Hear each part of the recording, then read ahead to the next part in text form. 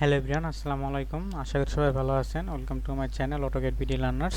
So আজকে আমরা একটা 2D ড্রয়িং সম্পর্কে জানবো। এটা খুবই সিম্পল একটা ড্রয়িং।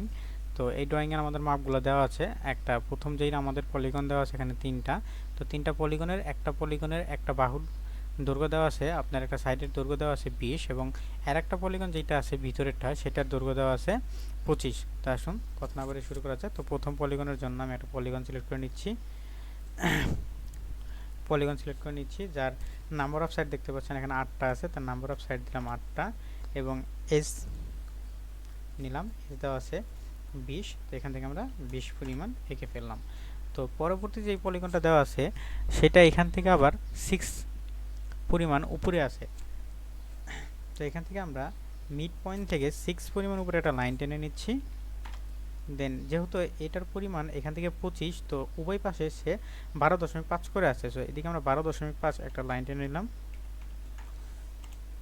দেন এখন এই পলিগনের জন্য আমরা পলিগন সিলেক্ট করলাম এবং নাম্বার অফ সাইড এটা দেওয়া আছে 5টা। সো 5টা নিয়ে নিলাম। এখন এখান থেকে এজ নিয়ে নিলাম।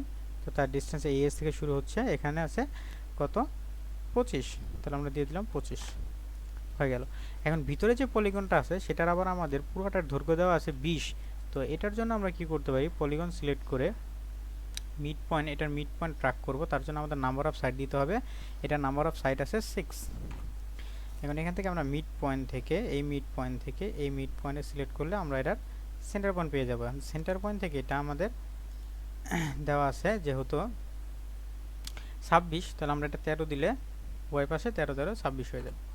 বাস, আমাদের এটা কমপ্লিট হয়ে গেল। এখন আমরা আননেসেসারি লাইনগুলোকে ডিলিট করে দিই।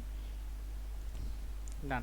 এখন উপরে যেটা দেখতে পাচ্ছেন এটার জন্য আমাদের দৈর্ঘ্য দেওয়া আছে উপরে 20 এবং এর হাইট দেওয়া আছে 14। তাহলে আমরা এটাকে ফেলি, এখান থেকে 14 এবং এখান থেকে 20। ডান। সো এই ছিল ড্রয়িং।